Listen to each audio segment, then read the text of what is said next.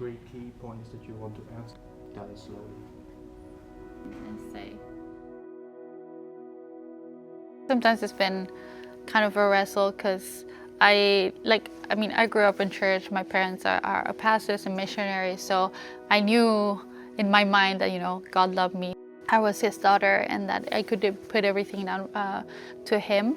But I would also still struggle a lot with anxiety, with worry. Felt like, okay, God, there's so many people that need the help of God. Why would I take away his time? He needs to focus on more important things.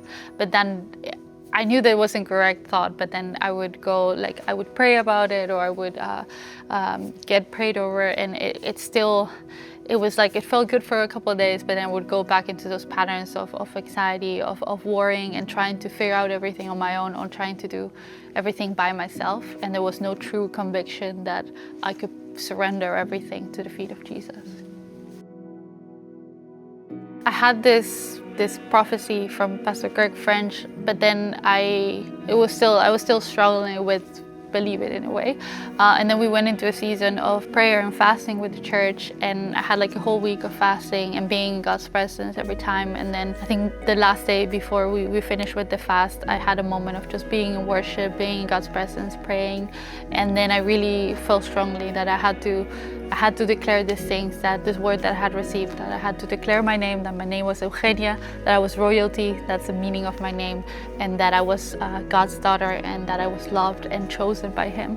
That really kind of broke and healed my heart all at once. It was different from all the other times that I had prayed about it, because this time I had conviction about it, and I knew it was true. I knew it was true that I was his daughter and I was chosen. And so then it felt like every time now that I go back to those places of anxiety or worry, because I still tend to, it's much easier to then step back into this truths, that this declarations that I do, and this prayer, and knowing that I can lay everything down in God's hands, because he has me. And then that has brought so much freedom in a way, so much kind of peace and conviction. And then it's easier to step into that place of victory, because I know that that's the truth, and now my heart and my mind both know it as well.